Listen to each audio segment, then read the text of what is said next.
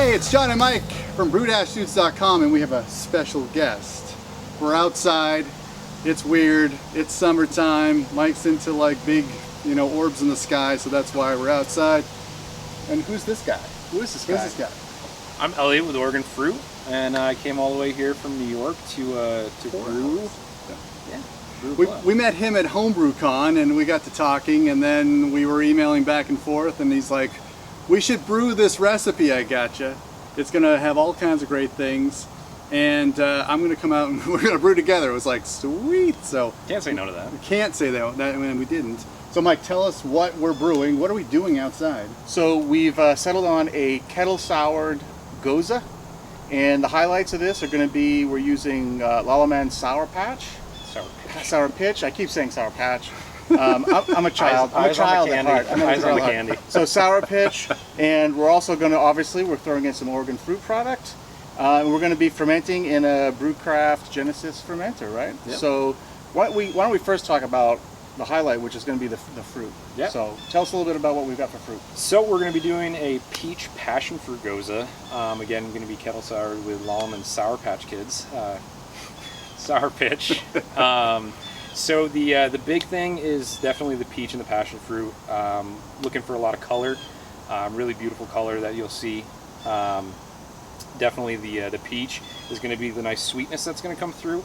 It's a little bit more of a subtle fruit, so we're going to be using a little bit extra of that. So we're going to be using 2 pounds in secondary fermentation, along with another fruit being passion fruit, which is a little bit stronger of a fruit, so we're going to use a little less. We're going to use just 1 pound of that. Yeah. The tartness is going to definitely come from the passion fruit. Again, the sweetness is coming from the peach, and then altogether the color.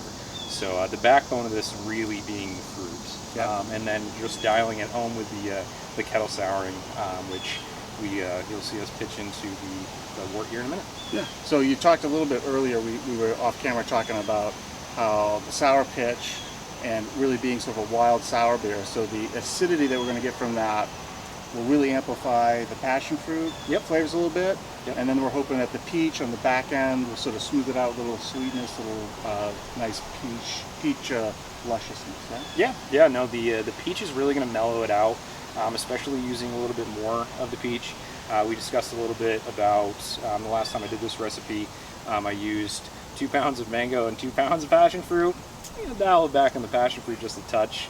It is a very potent product. Yeah, typically what we recommend is using about a ½ pound to 2 pounds of fruit per finished gallon of beer. Yeah.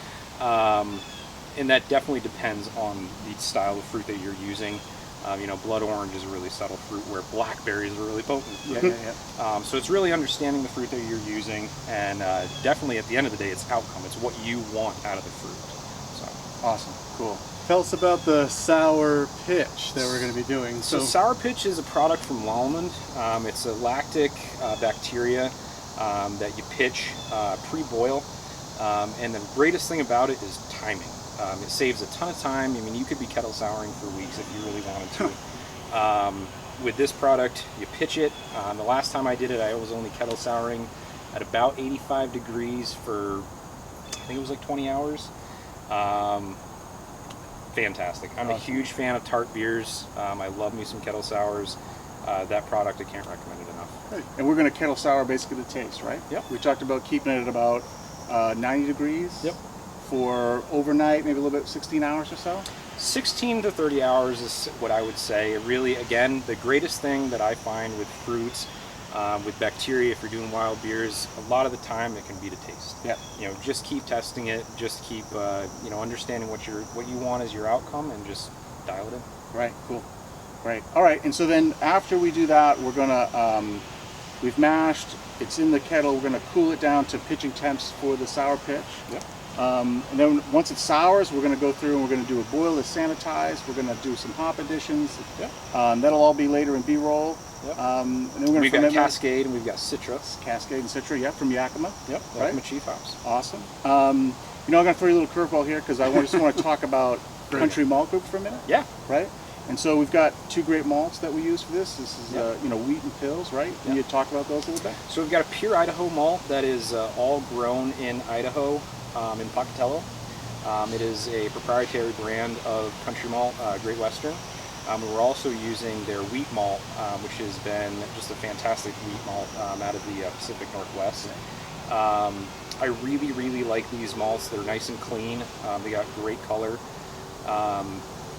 It's the only malts that I would use with this kind of recipe. Yeah, it sounds great. It's awesome. Okay, and then we're going to finish it off, but we have to ferment it somewhere. So we're going to be using the Genesis fermenter. It has right? handles. It's so wonderful. It has handles. So can you just a little bit about that?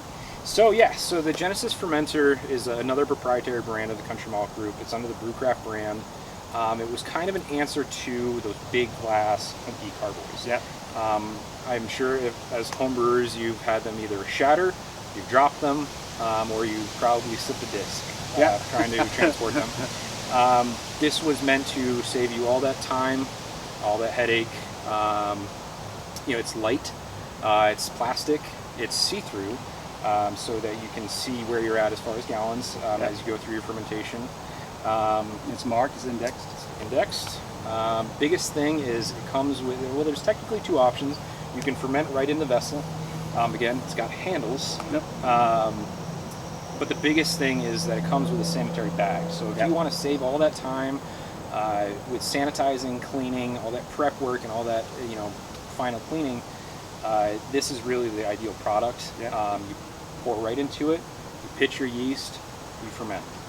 After you're done, you toss the bag and you're done. Right, and all those Brewcraft products are available through Country Malt Group? They're available through Country Malt Group, through your local homebrew shop. If you don't have a certain product that you're looking for, just let the owner know or whoever's behind the counter, and I'm sure they can procure for you. Awesome. That's great. Yeah.